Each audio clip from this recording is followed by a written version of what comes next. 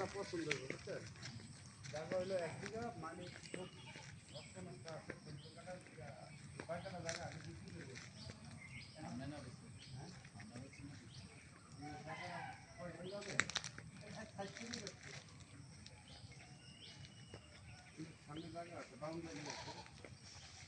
দুই সাইডে বাউন্ডারি আরেক সাইডে বাড়ি এক সাইডে রাস্তা